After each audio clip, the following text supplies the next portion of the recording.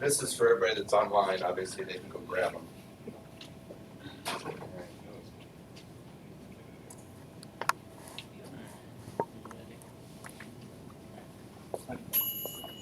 Oh no, the mic. No mic. It's on. Alright, awesome. Hey guys, thanks for coming out. Plenty of pizza, so please eat a ton. If you haven't been here before, my name is Misuse. I work here at the Tech Academy as an outreach director. And if you have any questions about our school or the coding bootcamp, you can find me after the class or after the tech talk today. And I can help you out with any questions you have about our program. Today we have Professor Brent Wilson here. And he's going to talk about some coding practices with cybersecurity. So give him a warm welcome. All right. Thanks, everybody. Appreciate it. So, quick survey. How many folks of the few that are here are actually students at the academy right now?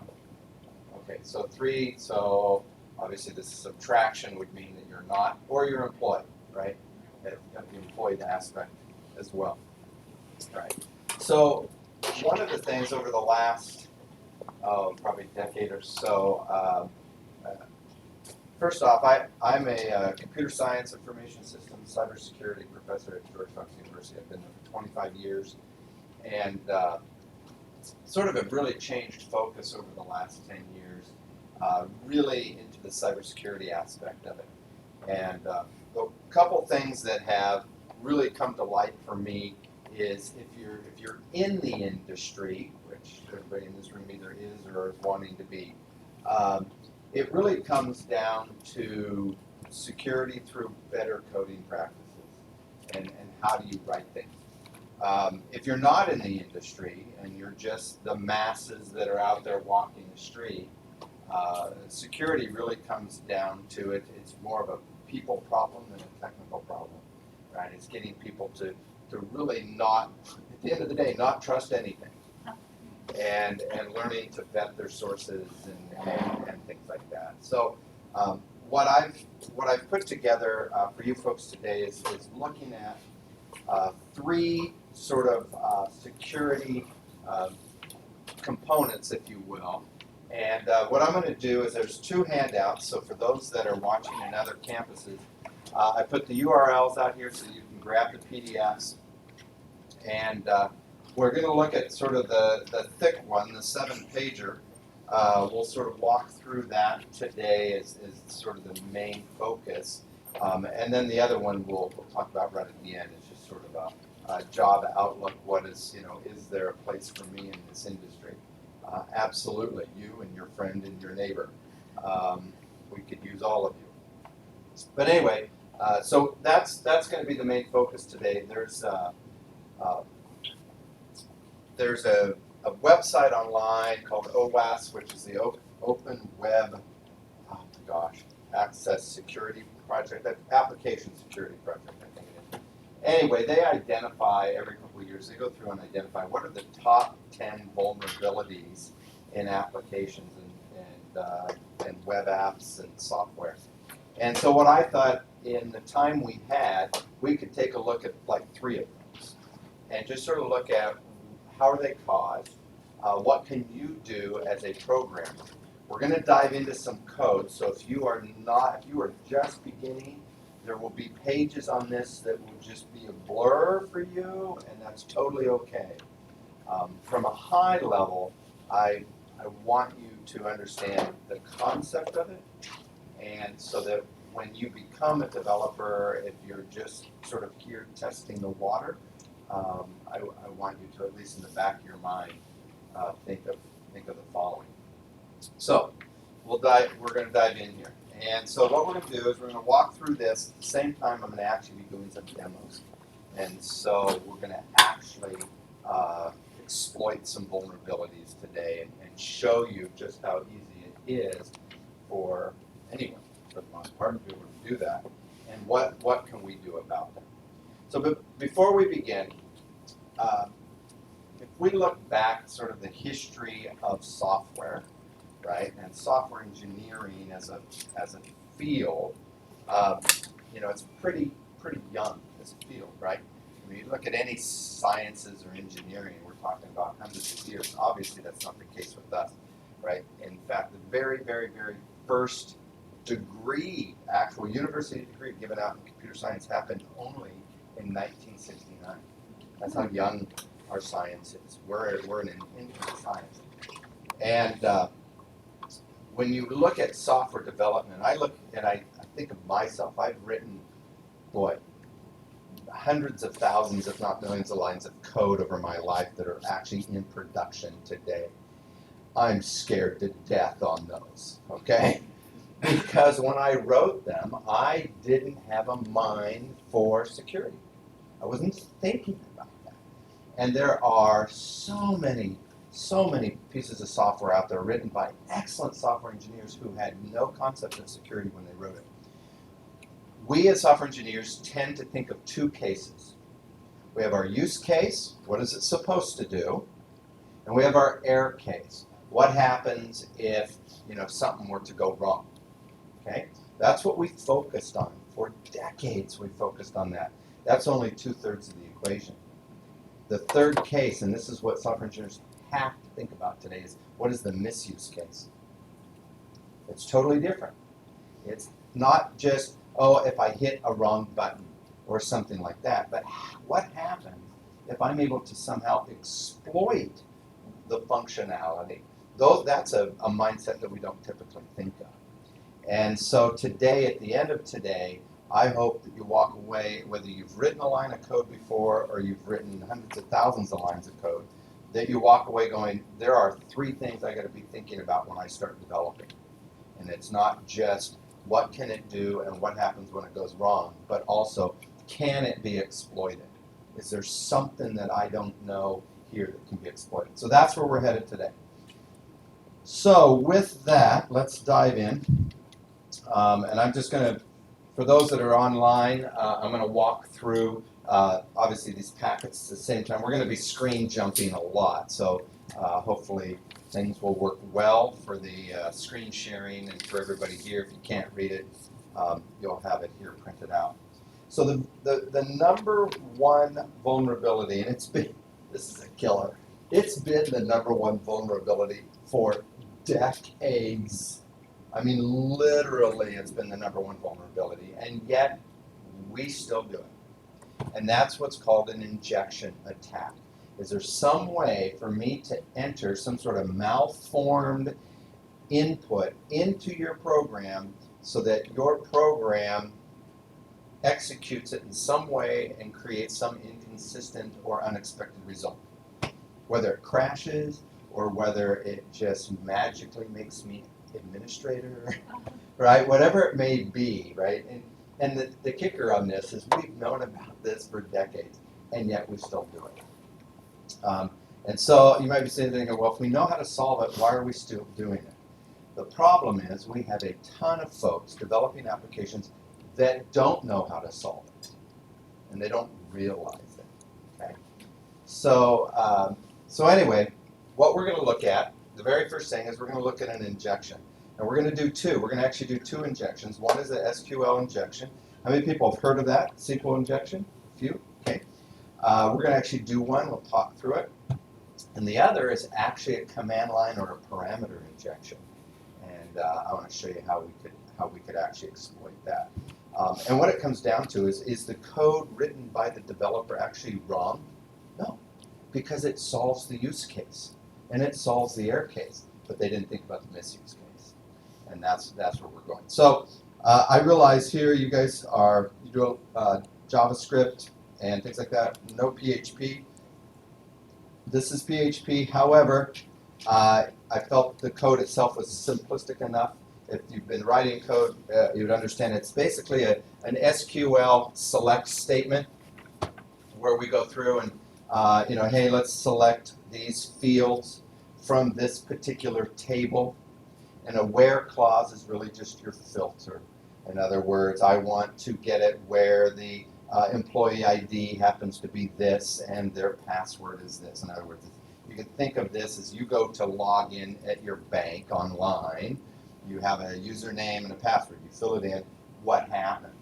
Those pieces of information are put into a query like this, sent off to a database, and that database is going to return, if you're looking at the use case, it will return one record, which is yours. If you're looking at the error case, like someone mistyped their user ID or their password, it should return 0 records, right? Because nothing matched. The misuse case is, how could I get it to return all of the records? And they say, well, what does an application do if it returns all the records? I don't know either. It just depends, right? Typically what happens is if on a web application, you go to log in, if I can basically eliminate the where clause and it returns all users, your application, it's 1,000 records comes back. What does it do?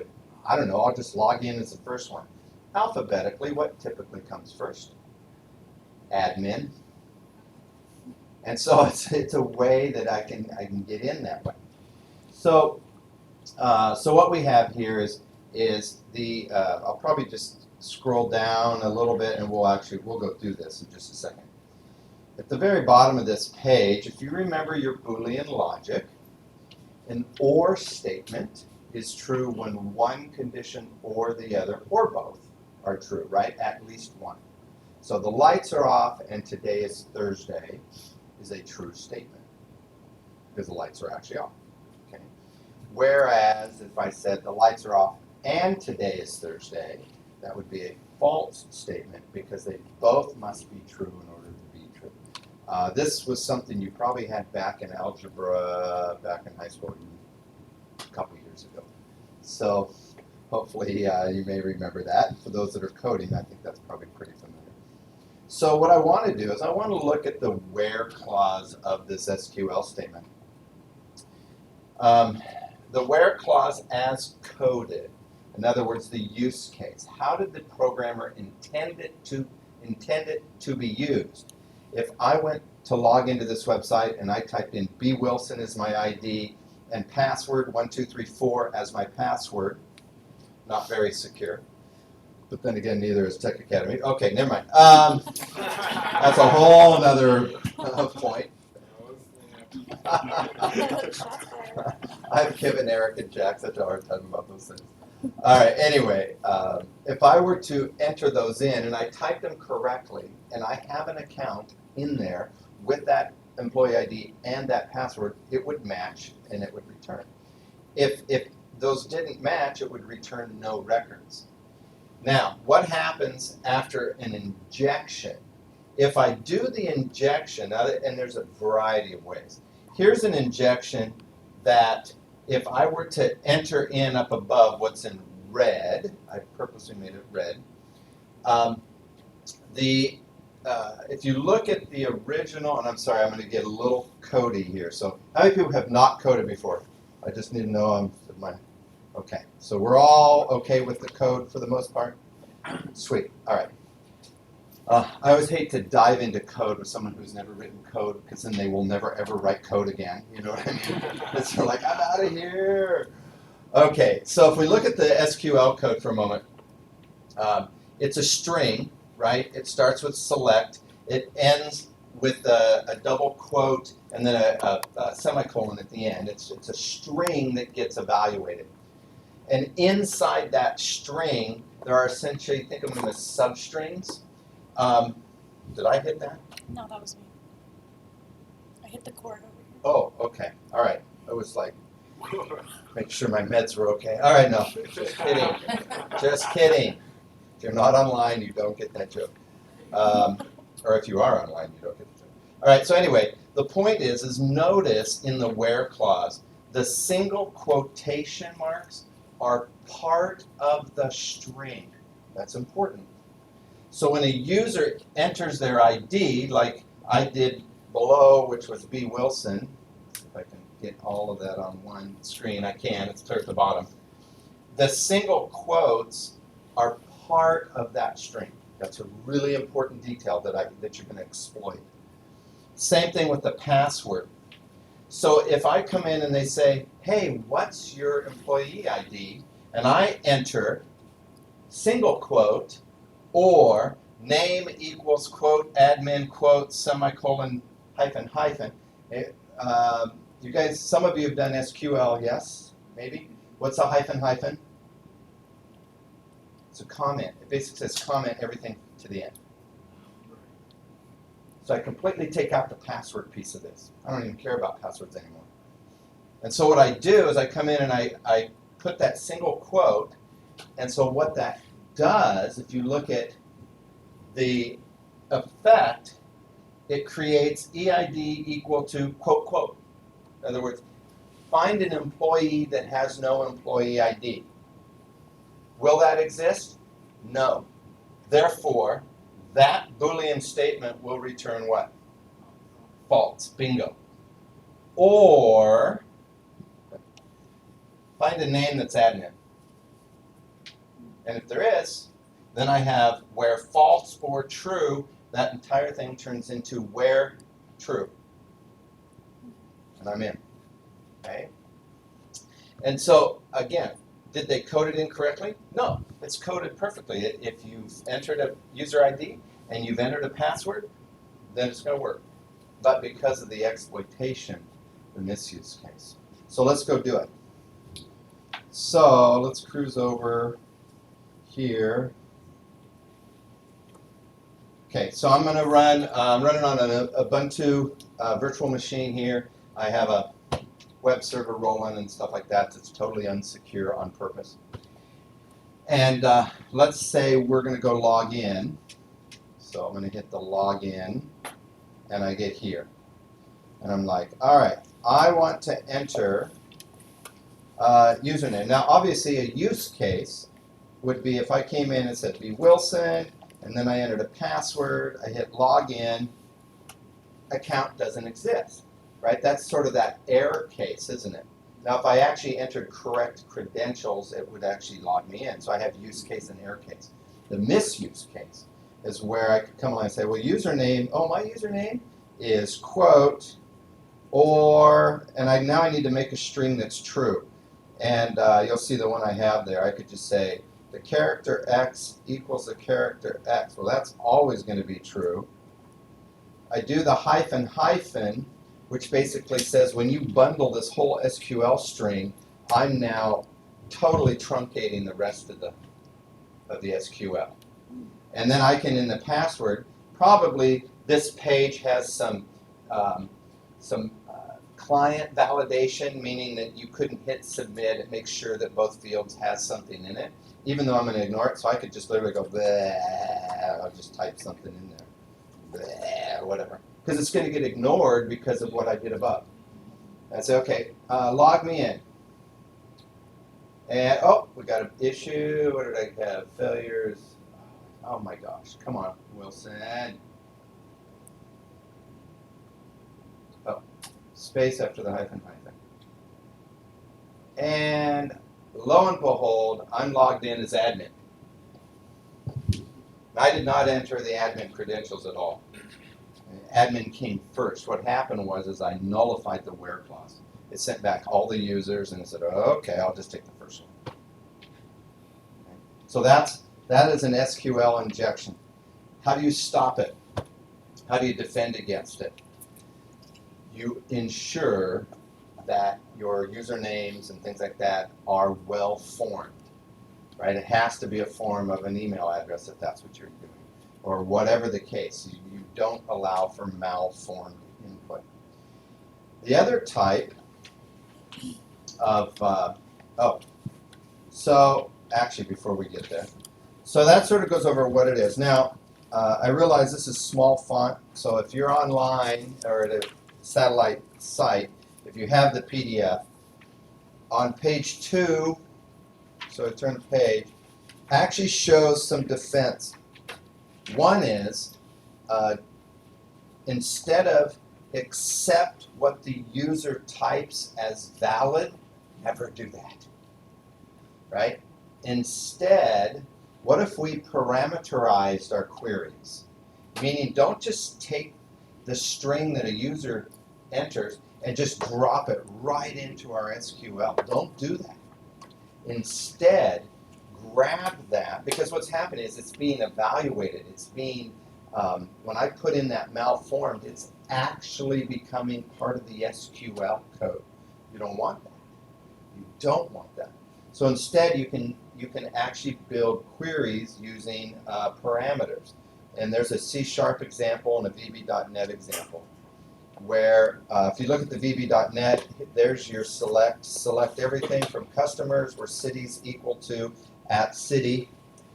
We go and get the text out of a text box called text city, and then we actually use that and pass it into that parameter.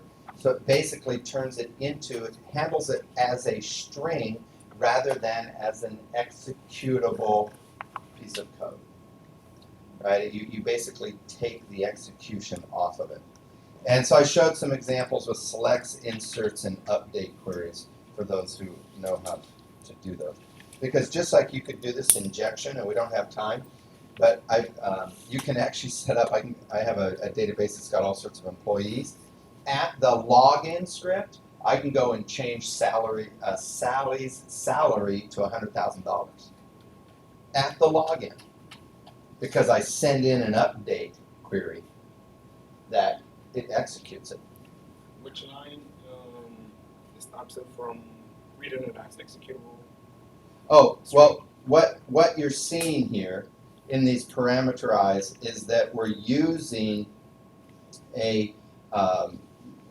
you're using a method, this add with value part of a parameters class, that actually takes the execution out of it. Before, what you would be doing is exactly what I had on the first page, which is right here. All I'm doing here is I am blindly taking what the user typed and putting it into my SQL code. Therefore, if you put something in there that can be executed, okay, let's do it. That's what happens. Very dangerous. Why are there so many websites and web apps that still have this problem? We've known about it. We've known about it since the web started, right? One of the problems is we have, at this point, hundreds of thousands, if not millions of people creating websites that number one, don't understand this, and number two, don't really understand coding per se, and are simply, I mean, there was a time where websites were built only by folks who actually could code, right? When you're back at HTML and we're doing sort of classic coding, then we move into the whole, if I can run Photoshop, I can build a website, right?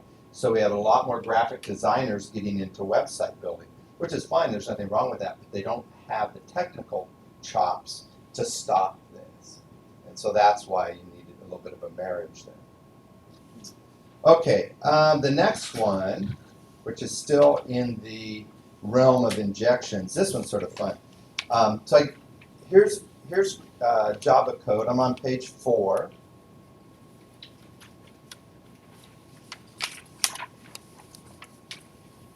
And let's pretend the scenario is we're writing code for some sort of credit card processing situation, and we have this class that we're using that actually matches, credit card match. So someone enters in what the expiration date or something like that. It matches. You could play out that scenario if you would. I try to keep the code really simplistic because I want to focus on the problem, not get wrapped around the axle with code, which we'll do in a moment. But so this top one, this is actually unsecure Java code. There's a problem here. And on the bottom is actually secure Java code that does the exact same functionality. Can anybody, quick powers of observation, what's different in these two two snippets of code? Right. Anybody tell? The args array. Exactly. In the first one, we are using a printf statement right? Which is obviously a printing format, printing statement. In Java, every language has one. And we are taking, arg sub 0 would mean the command line arguments. It's whatever's coming in a command line. And we are literally blindly taking those and putting them in here. Which means if this is executable, printf actually executes it. It's dangerous. Where in the bottom one, we do the exact same thing except the arg sub 0, we squash any execution and we turn it into simply a string, whatever it is. So in the bottom one, if you tried to enter code, it would print out literally that code, no match. Because it doesn't execute, it just regurgitates. If that makes sense. All right? So I have this little chunk of code actually running. And let's go to, where is it? All right, so let me quickly, I should have made this much larger preferences.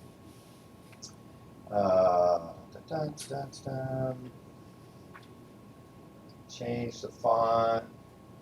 Let's bump this thing up. About 18. Is that more visible? Yeah. A little bit better? Okay. All right, whoops, don't want to do that. I'll give away the answer. Okay, so what I have here is if I wanted to run this, and by the way, this is the unsecure version. So I'm telling you right now. And when you look at the code, I've created a date. So this credit card matching program has an actual date, and we need to determine what it is. And I'm not going to give you any advice, right? In other words, you don't know what it is. So easiest thing is we could say, well, let's try it with some date. How about 11, 23, 2018? I don't know. Okay, that did not match. Hint, it was issued on the 23rd of some month. That's the only hint I give you. All right. So now, how can I somehow, instead of put a date there, maybe I can put something there that actually gets executed? How many are familiar with like printf statements? I think you guys are, right? No? You guys are doing C#, right? What is it in C#? Oh, too many languages. Yes, right. And so if you're printing a console, right, you have the ability to have a format string, right? And then it has data placeholders and you can put data into it, right? That's exactly what we're doing here, okay? So what if, in this case, I said, well, why don't I actually put those placeholders in place? If it's going to execute it, what if instead I came along and in Java I could do something like %te, okay? And so what's going to happen is that's going to actually be executed. So it executed. There's my 23. The TE gives me the date, the day part of a date field. All right. Look in your comment in the middle of the code. %TM, %TE, %TY. All I have to do is literally run this with those three parameters and I got the date. Right? So I could come along, I could do the same thing and say, well, TM, what's the month? Oh, May. So I know it's May 23rd, and now I come along and I can do the with TY, I would assume. Yeah. And 2017. So if I run it and say, oops, come on back. So if I run this and say, hey, this is 5/23/2017, then I match. Notice this was a, quote, hidden date to you. And what we did is we exploited an unsecure feature of the printf statement within Java. Now, as a programmer, what I would love for you to take away from this is just because I'm using language X doesn't mean every line within that language is secure. Research your tools and figure out what shouldn't I be using, or how should I use it differently in such a way. So if I went through real quickly, and actually we have a bit of time, just to save on time. If we were to change, say, that printf to what you see in the bottom of this page on page 4, to where here, where there's my format string, and then I'm using args0 as data. Whenever I put in, say, the %te, then this literally would print out %te no match. In other words, it treats it as though it's a string. It just regurgitates it. But the key is knowing that printf is not secure. And if you don't take the time to learn your tools, you don't know that. And so you create, and this is where, thousands and millions of lines of code get written that are unsecure.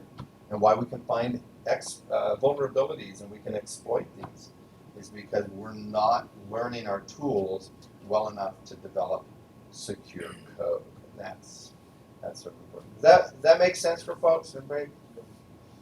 Hope this is sort of helping a little bit, just to sort of, if nothing else, when you leave and the next line of code you write, I hope you're like, okay, could that be exploited? That's all I ask. If you just think that way, in the end, you will write better code. All right, so that's an injection, 2 different types. The next is what's called an insecure direct object reference. All right, what in the world are we talking about? What it means is, I think probably everybody knows how a web server works, right? I mean, you have a web root, and under that root, document root, you can have folders and you can have files, and when you go from, you hit a link, it takes you to another file, etc., and it serves these.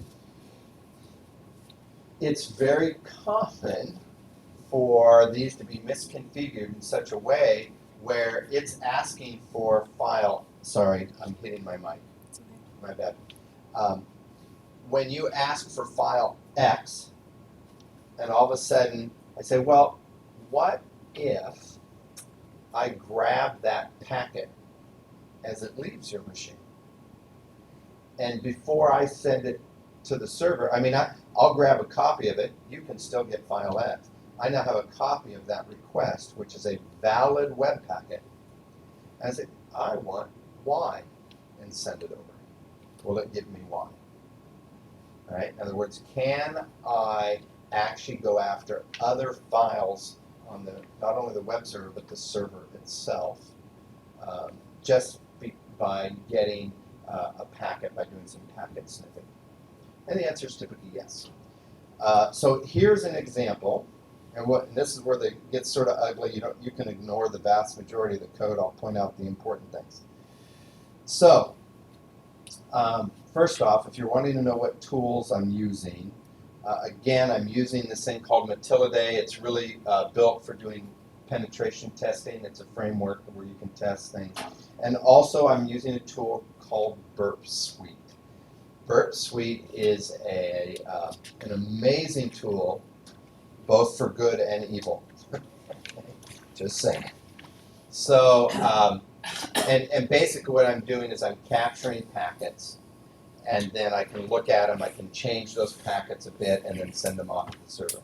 So in this, let me show you the actual functionality, the intended functionality.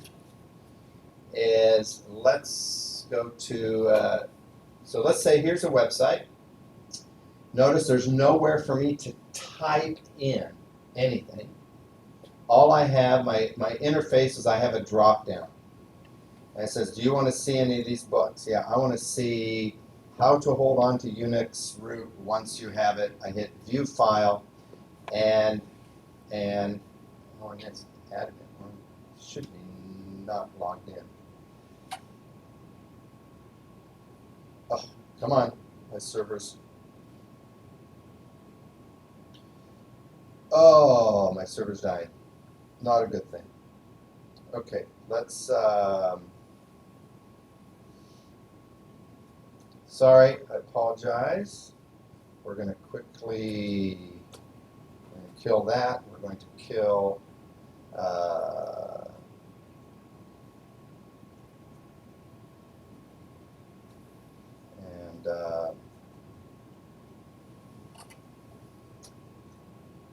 Oh, what did I type? Oh, one line.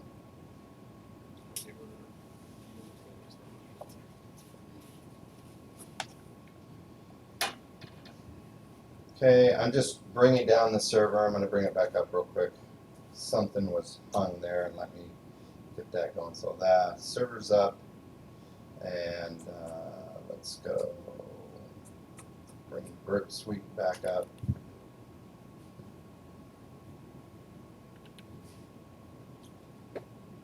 My apologies to those, well, everybody. I was going to say to those in a different site.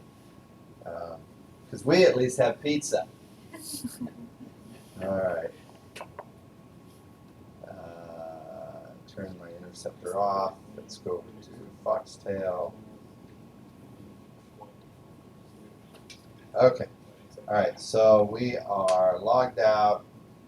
Okay. So now let's go 2013 A4 insecure direct text viewer. All right, so now I should be able to choose a text, hacking 101, hit view, and it's still waiting for the host. Oh my gosh. Okay. I hate it when a plan doesn't come together. So something's, I got a hiccup going here. Let's turn, completely disable Foxy. Let's see.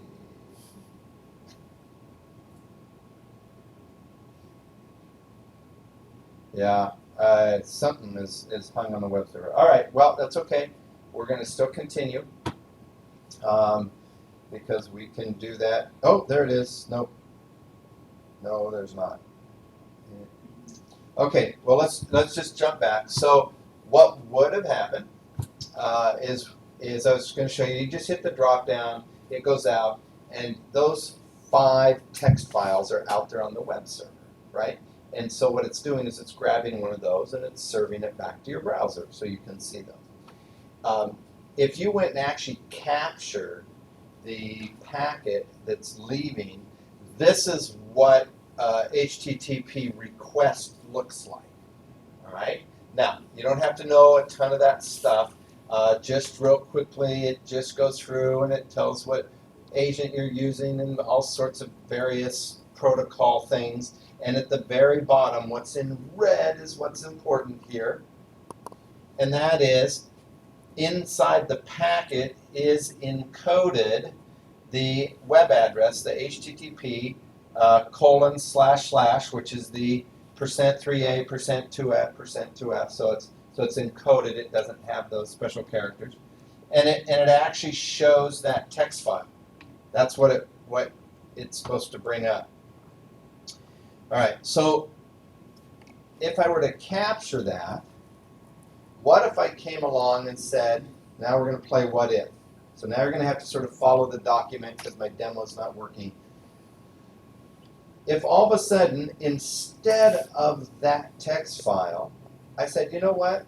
Why don't you go get me this text file, which I know doesn't exist. This .. / .. In other words, what I'm trying to do, I'm trying to back up the directory structure. will you let me get outside of your web directory? Because if I can get outside of your web directory, I own you, right? I can immediately get into configuration directories and things like that. And so what you would have seen, I would first of all had to encode this, which I've done for you.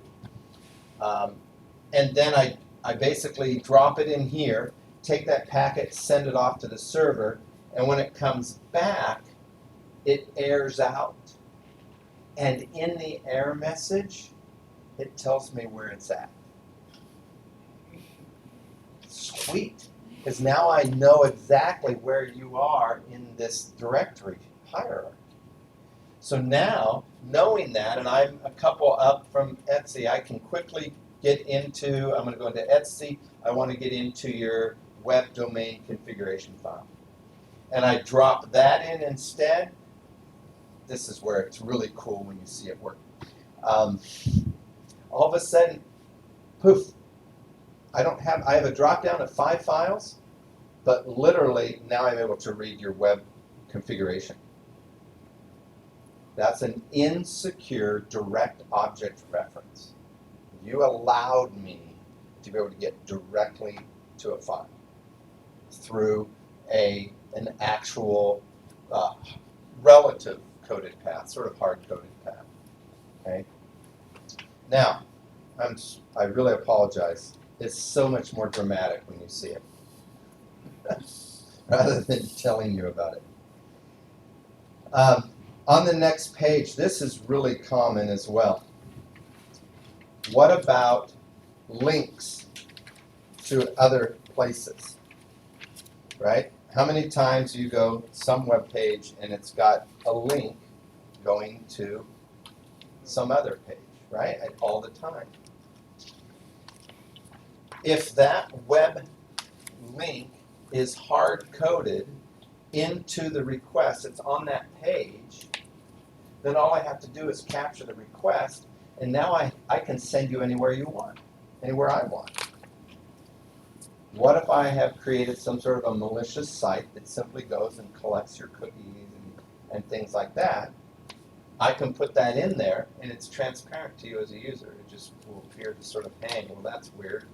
Go back and try it again.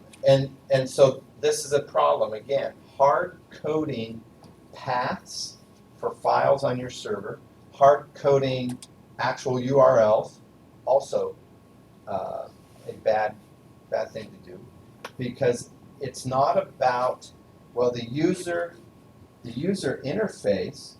I mean, how could this? Where's my? Did I lose it?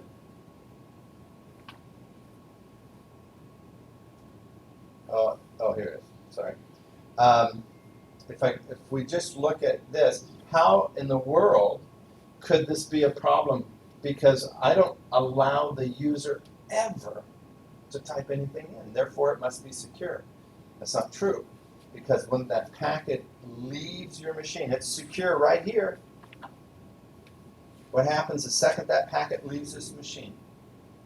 If I can get it, it's no longer secure. And that's what's happening here. So how do we make it secure? We use tokens. Tokenize it. And that's what you see on the bottom of whatever page it says 6. Here's the exact same code a moment ago for these text files. You know, I want to go see these various text files that I have out there. Instead of list them off, well, here they're just doing the URL, each one, but we're doing it inside some sort of a case statement. So then what happens is in the actual the request for the file, look at what's read now. 1. What can I do with that? Right? Because I went and I actually tokenized these particular getting to those. So that drop down, instead of sending the actual file name, I send a token. And that token, when it hits the server, it hits the switch statement. And now I can't do anything with that. I can send other numbers, but if I send any other numbers other than 1 through 5, nothing's going to happen. We know how a switch works. And so all of a sudden you've taken, it gives you the exact same user experience, less the insecure aspect of it. Okay? Question. Yeah, Are you familiar with select lists? Do you know if they do tokenization on that's a great question. I'm familiar with them. I haven't coded anything in it in a while. My apologies. I have. Sorry. You heard all the dinging going on. I was trying to prevent that, but I can't. I have daughters. I'm not sure.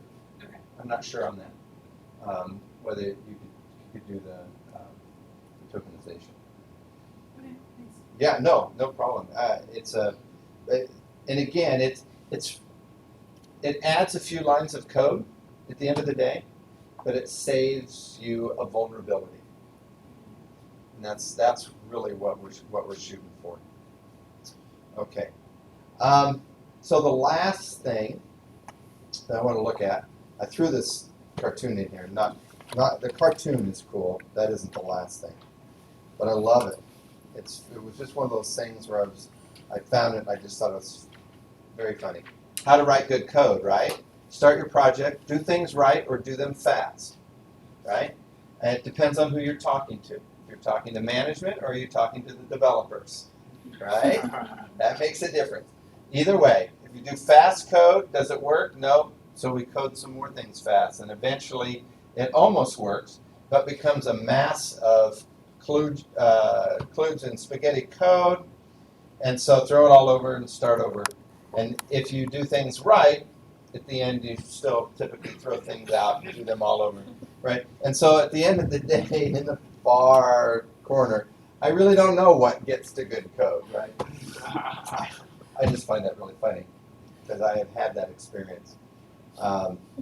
In fact, I developed a system for, it was actually for Nike World Headquarters. It was tracking their NCAA and NFL product. It was a work in progress system. So it was tracking the manufacturing of it. And they contracted with me to do that. And first thing I said, okay, I want to get a user group together. We're working on specs and everything. And upper management's like, no, we're not going to interrupt them. They have a lot to do. This is what we need, and here is your spec exactly. This is how our people do their job. You know what happened, right? So we spent 6 months, put the system together, got it already. We had this huge rollout, big room. I'm up here like this, and I'm rolling it out, and I got people going, that's not how I do my job. Okay. So in the end, what did we do? At the very bottom of that, we threw it out and started over. And luckily, management had signed off at every step, so I didn't have to eat the cost, so that's a good thing. But yeah, I mean, it's so important to know your specifications. So this is an interesting one. It's called research vulnerabilities. In other words, when you write your code, and everybody in here, from what I saw a moment ago, has written some code. When you finish your product, and can you be 100%, even if it's a really tiny, trivial one, can you be sure that it's secure? It's sort of a trick question, right? On one level, you say, yeah, I wrote all the code. I know exactly every line of this. I know it's secure. Do you have to use a computer to run your code? Do you know that everything on that computer is secure? If it is you guys are doing Tech Academies and Microsoft Shop, right, at the end of the day, as far as you're doing, Visual Studio and, C# and all those sort of things. When you finish a C# app, how secure is it? Well, You're laughing. It's as secure as you've made it, plus however secure the .NET framework is, plus however secure the operating system is. But you get the idea? It is a house of cards. And you could build something incredibly secure up here. And if it's sitting on something that's not secure, you're not secure either. And that's one thing that I drive home to my students all the time is in dealing with object-oriented programming and trying to find, I want to find a particular class that has this functionality, or in Microsoft, where I want to find a DLL that does XYZ for me that I could integrate so I don't have to write that piece. Scary, right? Because now you're relying on somebody's spec that says, yes, this does what I say it does. Okay, right? Well, this is where you can go to figure this out. So if we went to, okay, CVE details, we're going to cruise out. Let's go out. This is a classic one here where I go CVE details. And let's say that it's called the common vulnerability exploit, I think. Let's see the common vulnerability thing. All right, so this is, at this point, you can look up all sorts of different vulnerabilities.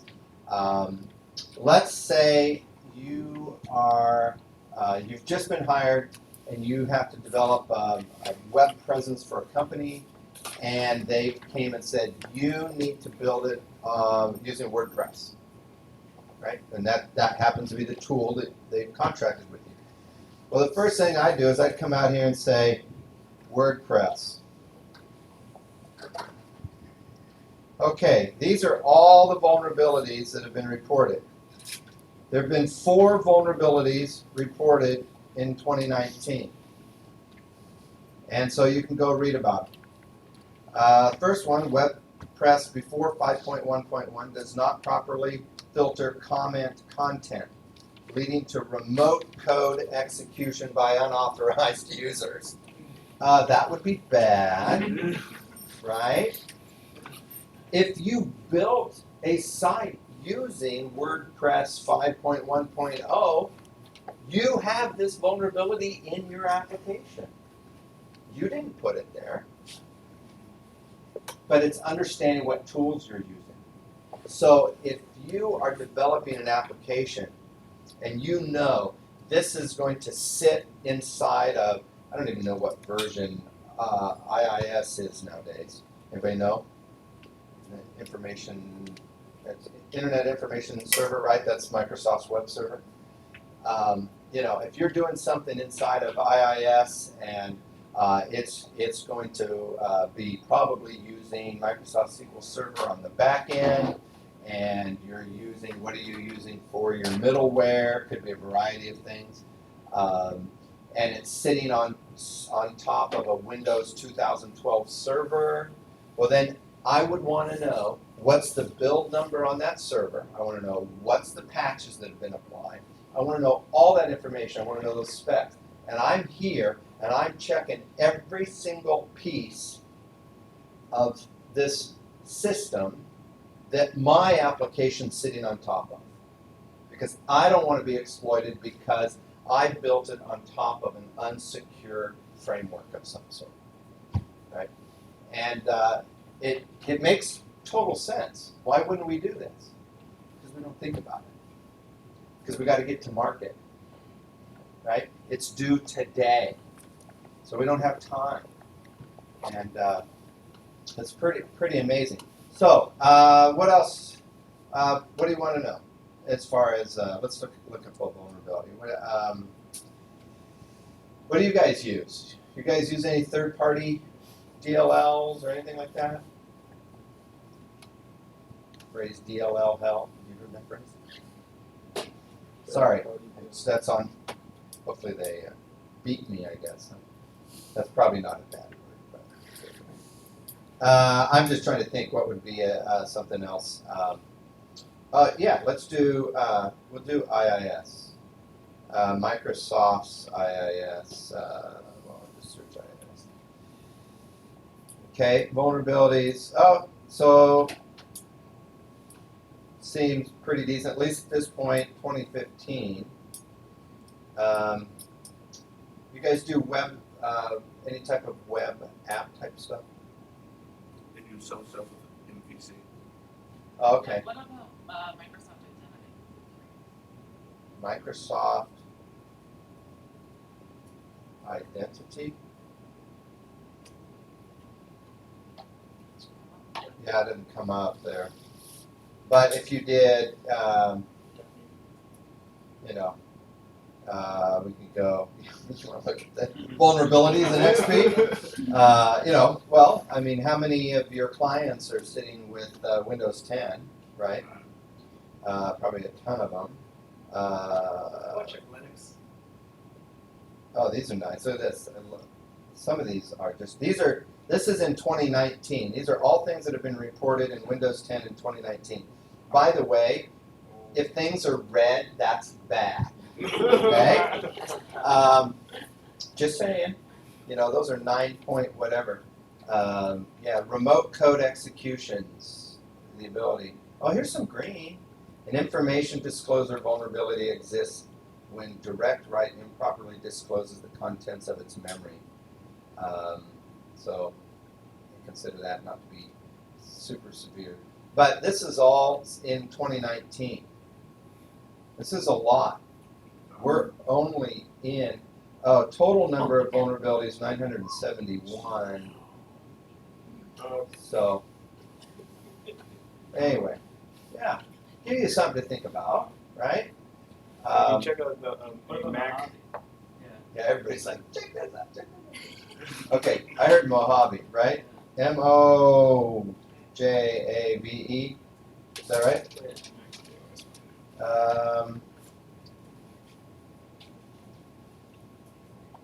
Yeah. There you go. This one here? This one Yeah.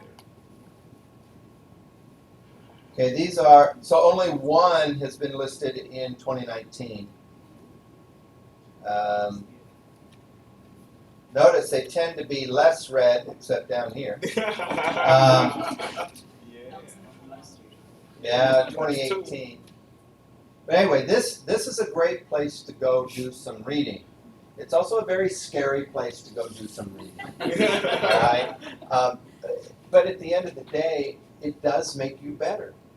Because at the very beginning of this talk, I mentioned how for the tech world, I want you to think about that third leg of the stool, right? The misuse case. And for the masses that are not in the tech industry, I want them to learn not to trust anything. Guess what I'm telling you guys to do? Don't trust anything. I mean, that's what it comes down to. And so when there are external or third-party products, do the research on it. What does it do for you? Has it been tested?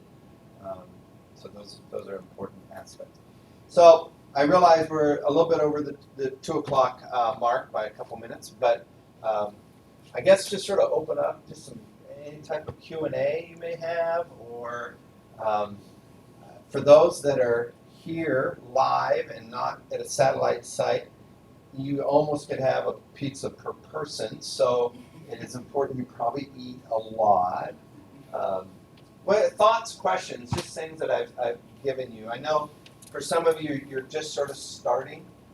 Oh, speaking of, hold that thought. I want to go to the other handout, and then we'll do the Q&A.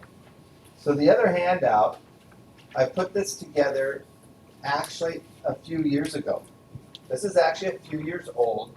And the interesting thing when I pulled it back up is I love that the Bureau of Labor and Statistics, this was an estimation for 2020, right? So it's still just around the corner. And so I just threw this up there because I know a lot of folks, especially if anybody is in here that's not enrolled in the Tech Academy or is online not enrolled in the Tech Academy, or just sort of exploring what are my options. I feel like a career change might be a good move. Obviously, the tech industry is always a good move. So they were estimating, they being Bureau of Labor Statistics, that by 2020 there'd be about a million unfilled computing jobs. I think they're going to be pretty close to that, because the colleges and universities nationwide can only our entire capacity in any 1 year is about 400,000 graduates.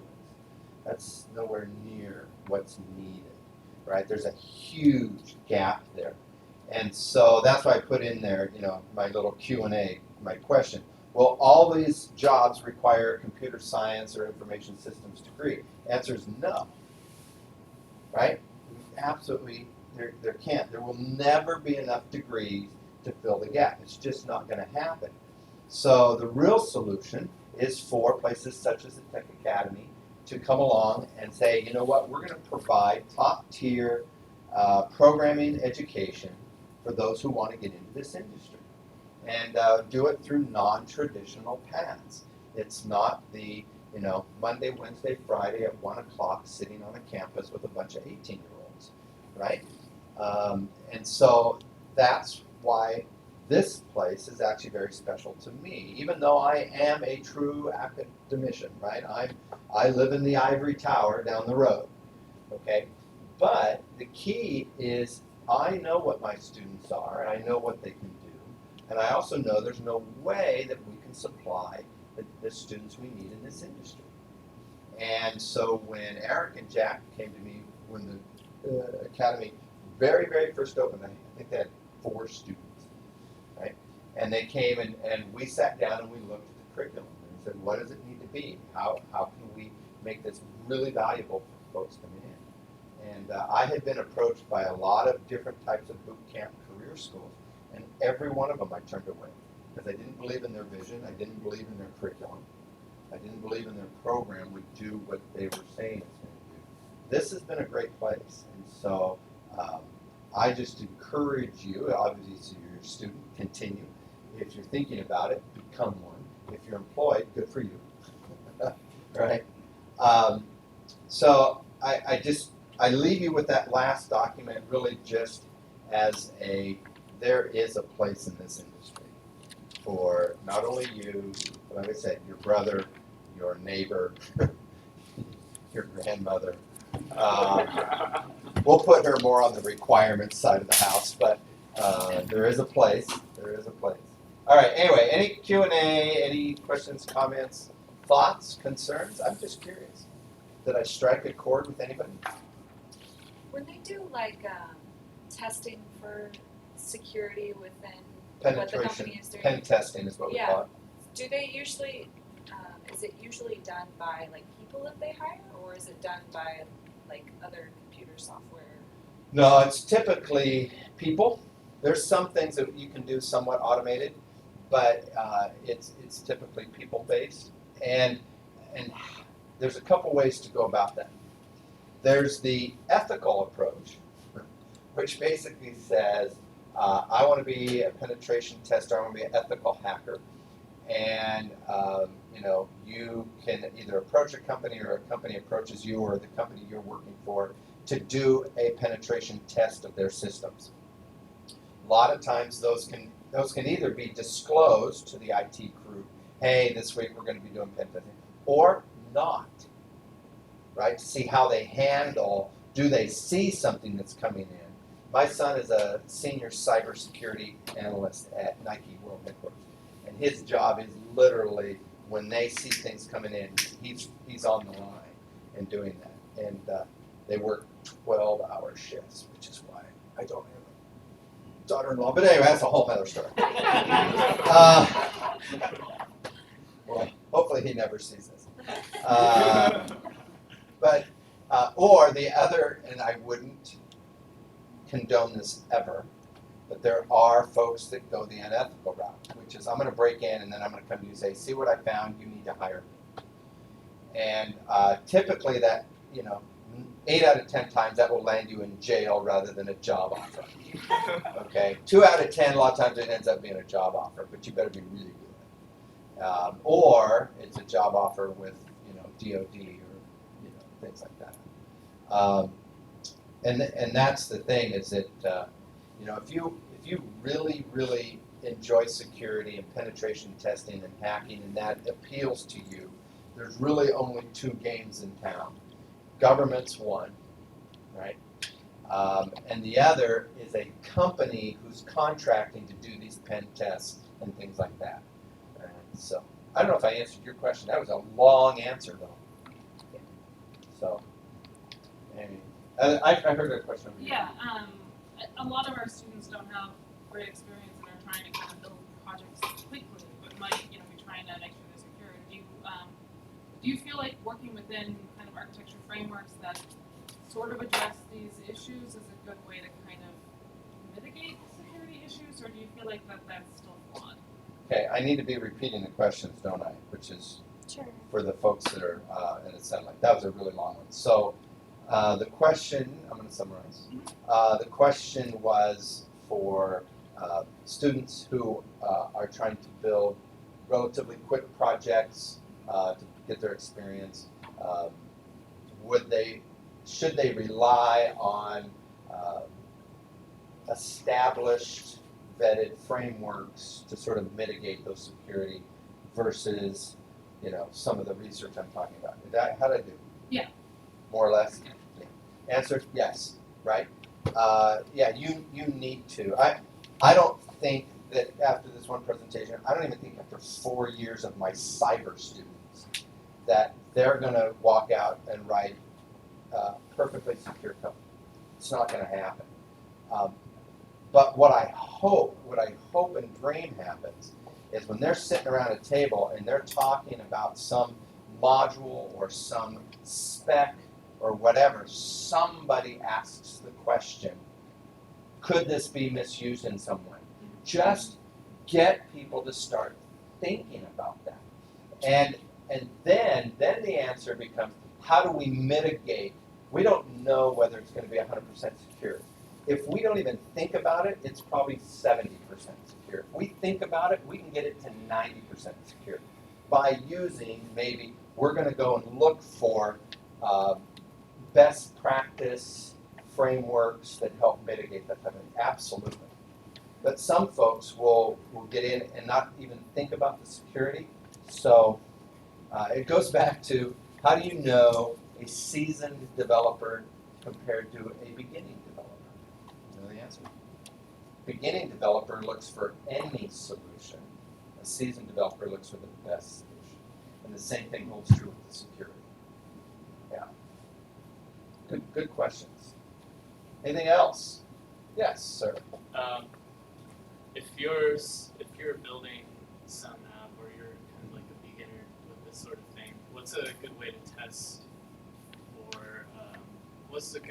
test how secure your project is if you don't really know what to look for? Right. There's a few things just at the very beginning level, right? If it's a web app, man, I would throw everything I possibly could at it, right? You got to think of that misuse. If it is a web app and you're connecting to a database, you are ripe for an injection attack. So make sure that can't happen. If you're writing some sort of I'll call it a shrink wrap app, right? So you're writing and you're compiling to an exe.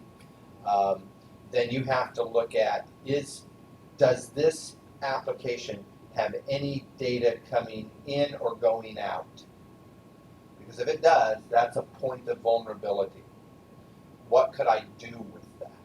If there's a way I could get it to misbehave, even though I don't know what it's going to do, and you may not know what it's going to do, you have to try to limit the applications from giving you inconsistent results. I mean, that's the best I can do in that situation. As you're writing it, though, it's like the Java example. I go to a company and they're doing Java or whatever, which is fine, no big deal. And you start doing a code review, and do you know how many printfs and things like that I see all over the place? And I'm like, do you know how unsecure that line of code is? Because they don't understand that. It's just like if you wrote in C, which probably none of you do, but there's things called string copy, which like in C#, there's string copy, right? You can take a string and you can copy it to another string. I mean, there's methods to do that, or substring, be able to slice and dice that string, right? In C, I can actually take a, if you're taking some user input and you're going to string copy it into a buffer, into another string, which is technically just a buffer in memory. Let's say you're taking input in, and it's a person's name. You're asking for a person's name, and you've set up, I'm going to accept 50 characters, because no name is ever longer than 50. You want to bet? I'll give you 250. Let's see what happens. Right? Chances are, in a string copy, I literally get to write over whatever memory's been left, and I can create a buffer overflow. So again, and how would you know that? You wouldn't, other than if you said, how could this be misused? Right? Yeah, one more funny story. So my administrative assistant, she's awesome. She runs the place, right? Love her dearly. She sent out a Google form. It was a survey for all the faculty in the College of Engineering. We had to fill it out for whatever. And you had to enter stuff in, right? What's your name and this and that. And then there was this open text box where you could write anything you wanted. So what did I do? I wonder how much data that holds. So I went and grabbed Cat in a Hat by Dr. Seuss. I dropped the whole thing in. It worked. Cool. I wonder if it'll hold the entire works of William Shakespeare. Right? To which my administrative assistant comes walking in my office. Stop it. Right? Because if you think about what happened on that, is all that information drops into a Google Sheet, which is a spreadsheet. But it doesn't have word wrap, which means, right, if you type something long in one cell, word wrap would just keep going. If it doesn't have word wrap, what happens in the cell? It goes longer, right? Well, you put the entire works of William Shakespeare into a cell, she can't get to the next row, right? And totally unintended, but I was just trying to prove a point, which she hates when I do. But see, that's the thing. I've gotten to the point over the last 5-6 years, I start thinking about those things. It's almost like I've become more evil. I don't want to, but I sort of did. I look at, I know I'm way over time, aren't I? Are we okay? All right. We at least have food here. There was she was civil engineer?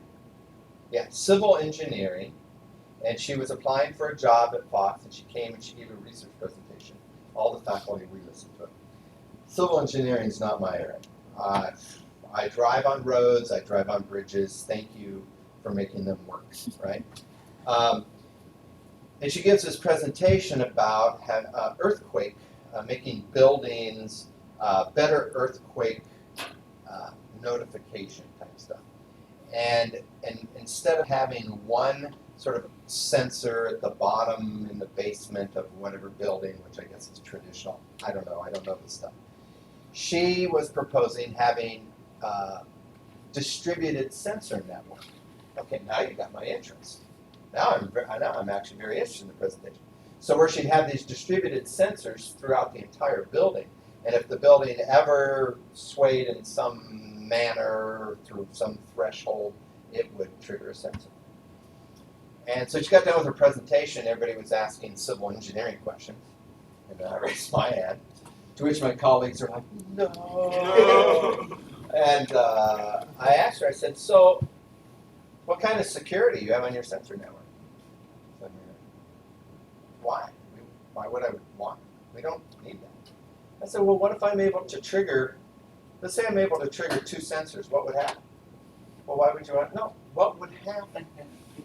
Well, they would trigger the others and stuff, but there's no earthquake, so it's really, nothing would really happen. I said, are you sure? If all the sensors go off in that building, tell me what's going to happen outside that building. And then she goes, well, obviously all the emergency services would show up. Exactly. Now they're not over here. So I could trigger your network as a distraction to get emergency services there if I want to come do something over here. To which my colleagues are like, you are very evil. But what's that? Wouldn't it also evacuate the It- building? it would probably end up Save evacuating. the building, like. Yeah, so then you're trying to evacuate a building. So it was interesting to sort of think through those sort of things. Anyway, all right, well, any other questions, comments? I think the next time we'll come, I'm doing a lot of stuff with IoT and IoT security and Internet of Things, you know, like your stove and, you know, things like that. That's scary. I mean, that's scary. We're putting, I read something that says we're putting over 1 million IoT devices on the internet every day. That's a lot. Think of the attack vector. It has just gotten huge, you know. And let's take a smart stove or whatever, right? If you put something out there that has a vulnerability in it and it cannot be updated, it's an attack surface forever, right? So we're gonna start thinking about, should these things have a lifespan? If it can't, I mean, if you cannot be updated or patched, you should not be immortal. But that's not what we're doing right now. It's a scary place. But anyway, that's a whole nother topic. Well, I enjoyed coming and chatting with you guys. I'm going to hang out for at least 10, 15 minutes or so because apparently I have to eat a whole pizza. And I've been training a long time to be able to do that. But anyway, well, I'll stick around if you guys want to chat or whatever. But thanks again. And next time I will make only 5 handouts, and then that way we'll fill the chairs because it's always opposite whatever I print out. Those that are at a different satellite campus, thank you for joining us. Take care.